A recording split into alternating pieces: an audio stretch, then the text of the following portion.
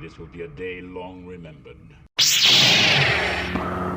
Now I am the master.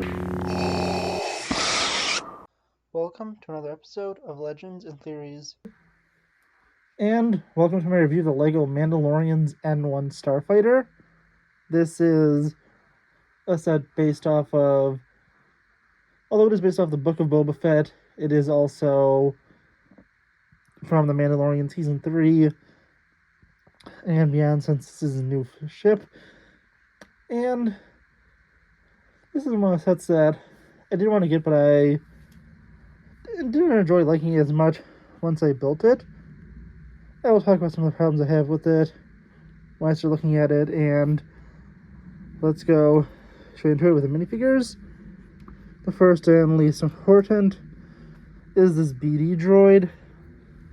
Although it is cool and was unique, at least for I think maybe a few weeks at the most, maybe a few months.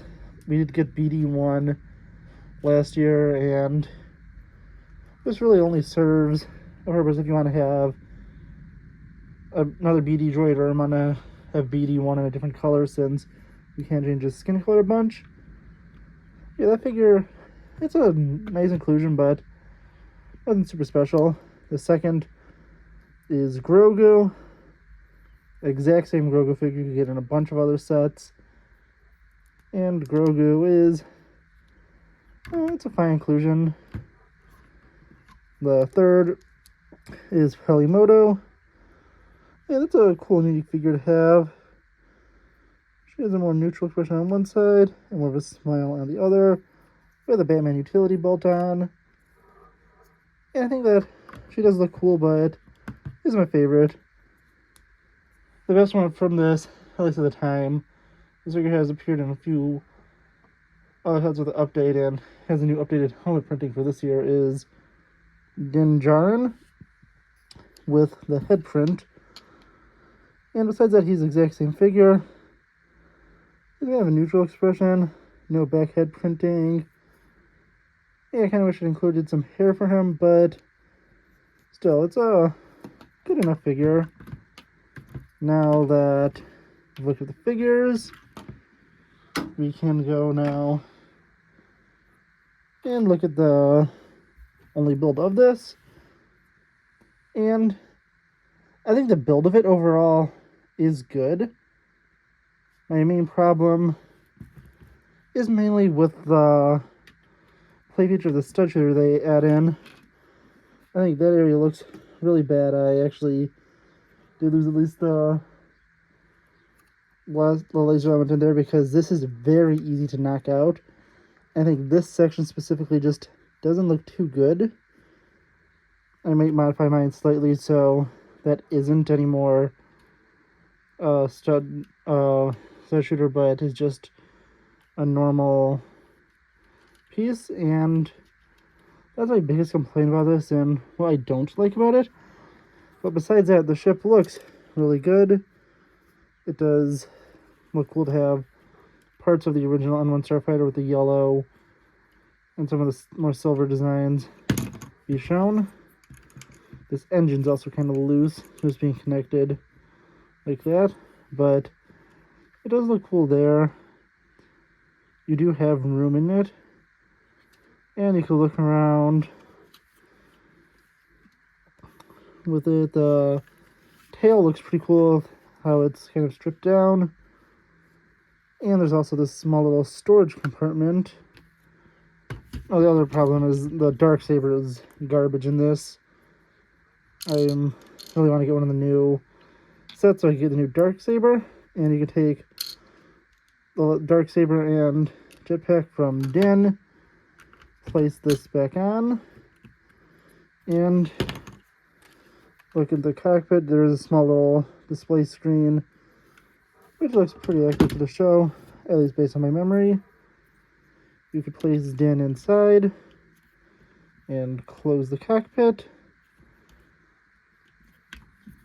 After that, I'm going to push this back in. It is annoying. You can pop it open and also place Grogu inside and have it ready to fly. And yet it's this part of here, it's really poorly connected. I keep having it fall off. And yeah, if you push this in, as I said, it launches out a spring-loaded shooter, but I lost it. I may eventually reload, but as I said, I will probably just find a way to fill in this gap. So, as you can easily pop this off and see inside, and it'll be easy enough to fill it up and just have some kind of inverted stud to close this off, because I really don't like that specific look of it.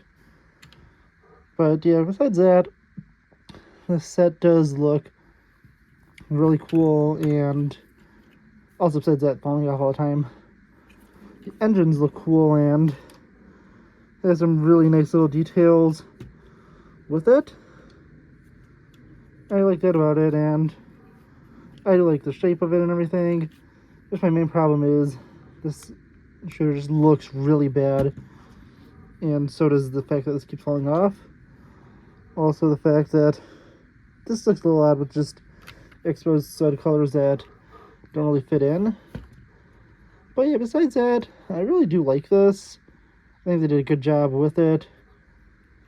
And if you want to, you could find a way to fit an R5 minifigure in, but it would only be the head, because it's not made in complete accurate scale for a droid, and it would need to be a little wider to fit a droid in normally. Although I'm not sure if how the N-1 Starfighters were designed before this, if you could fully fit the droids in for Lego sets, or it was just the droid head. So the best thing you can do is pop it off, and you do need pieces to keep it up, but you can have it floating about there to be at the same correct accurate height. You can obviously pop this off to make it more like Season 3's version. I'm sure they'll be selling a version with it. But I think that R5 is a figure they should have included, because there's just not that many figures in this, especially with two of them being these small little micro figures, Grogu and the BD. And I think that R5 would have been a cool inclusion. But yeah, honestly, those are my thoughts on this set. It is a good one, but I think it's one that does have its flaws, and you should be able to get it for on sale, I think, at Targets and stuff. You can price match it there. That's at least what I did to get this one. It was a little cheaper on some other sites, and I don't remember which one it was, though. But yeah, honestly, it's a good set, though, and it could be better, but it still looks pretty cool. You also have it alternatively built around to put the BD droid in the back and have Pelly flying it. I can take the thing out of her hand, but you can fit her in there. And this was the original set with the Din Djarin face print, so that's a cool thing. But yeah, honestly, it's a decent enough set, and it would have been a little nicer if they waited for Mandalorian Season 3 and maybe include some new stuff like the Darksaber in it, and ability to switch around for R5 to go in. But so it's a good enough set, and I don't know what you think. Please let me know in the comments, and I'll see you on the next episode of Legends and Theories. Thank you for watching this episode of Legends and Theories. Please subscribe, like the video, share the video, leave a comment, check out the video on screen, and may the Force be with you.